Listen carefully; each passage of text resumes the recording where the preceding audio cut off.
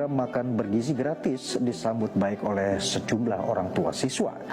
Peserta didik sebut dengan adanya program ini bisa membantu menghemat uang jajan. Bergizi gratis atau MBG yang diluncurkan telah memberikan dampak positif yang luas. Tidak hanya dari segi kesehatan siswa-siswi, tetapi juga dalam membentuk karakter dan kebiasaan baik. Pelaksanaan program berjalan maksimal tanpa kendala yang berarti. Bersyukur hanya dengan hasil kami bisa laku, anak-anak kami bisa makan dengan teratur. Sebelum itu kan anak-anak kami kan namanya di Indonesia Timur ini memang kadang anak sekolah tidak makan. Kan cuma sehari sekali apa 2 kali adanya MBG jadi makan terus gitu walaupun di sekolah. Ada kebahagiaan sederhana namun begitu bermakna. Laksanakan program makan bergizi gratis. Enak. Gizi gratis atau MBG terus didistribusikan. Program ini juga bertujuan untuk memberikan hak dan layanan pada anak termasuk pemberian nutrisi gizi yang seimbang dan berkualitas.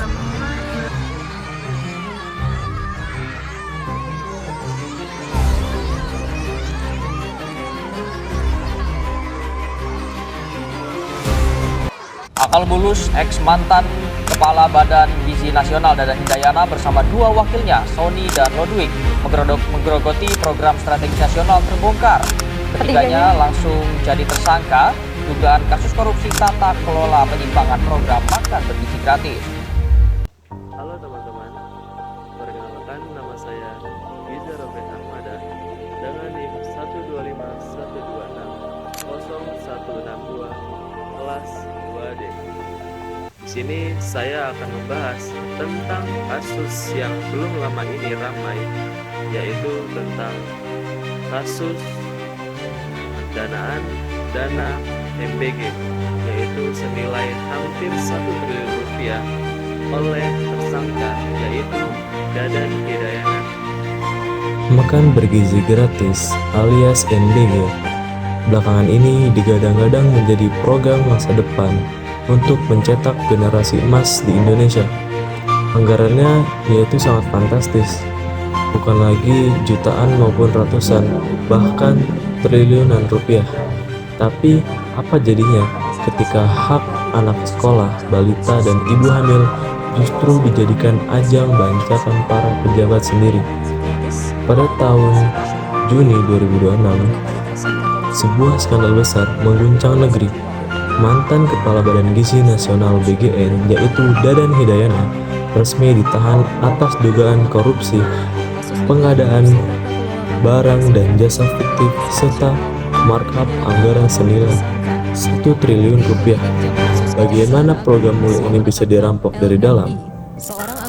Apa yang terjadi dan siapa yang terlibat? Pada tanggal 2-3 Juni 2026, Kejaksaan Agung menetapkan 3 mantan pimpinan teras Badan Gizi Nasional sebagai tersangka utama.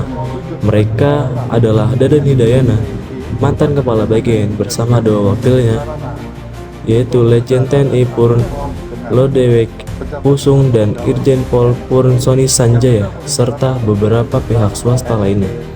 Di mana dan kapan tindak pidana penyimpangan tata kelola ini terjadi di lingkungan Badan Gizi Nasional BGN, yaitu di Jakarta dalam pelaksanaan anggarannya program MBG periode awal tahun 2025 hingga pertengahan 2026. Sumber berita dan fakta hukum yaitu berdasarkan data penyidikan Jampidus Kejaksaan Agung, Dadan diduga kuat mengintervensi pejabat pembuat komitmen PPK. Mereka sengaja memanipulasi kerangka acuan kerja demi memalsukan atau memasukkan pengadaan barang yang sebenarnya tidak dibutuhkan di lapangan. Agar program sepenting makan bergizi gratis tidak kembali menjadi ladang korupsi, langkah mitigasi yang harus segera diambil meliputi: yang pertama, ada moratorium dan audit total, menghentikan sementara proyek perluasan fisik dapur yang bermasalah dan melakukan audit menyeluruh oleh BPK RI terhadap seluruh aliran dana sejak lembaga ini dibentuk. Yang kedua, ada transparansi digital e-procurement menghilangkan intervensi manual pejabat dalam pengadaan barang. Semua proses tender wajib dilakukan melalui e-katalog publik yang bisa dipantau langsung oleh masyarakat.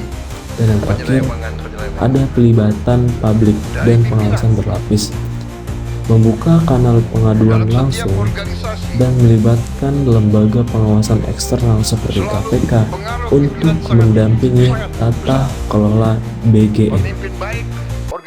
Secara pribadi, kasus ini bukan sekedar tentang hilangnya uang sebesar 1 triliun rupiah, melainkan ini adalah tragedi kemanusiaan dan moral yang anggarannya seharusnya menjelma menjadi susu, telur, ataupun daging untuk mengentaskan anak-anak stunting di Indonesia dan anak-anak miskin di pelosok negeri ini, yaitu justru malah berubah menjadi motor listrik dan keuntungan pribadi bagi segelintir elit yang sudah berkecukupan. Kasus Dadan Hidayanan ini membuktikan suatu hal, yaitu separah-parahnya korupsi adalah korupsi yang mencuri masa depan bangsa anak kita ini. Kita tidak boleh tutup mata, tapi kita harus menuntut keadilan agar pelaku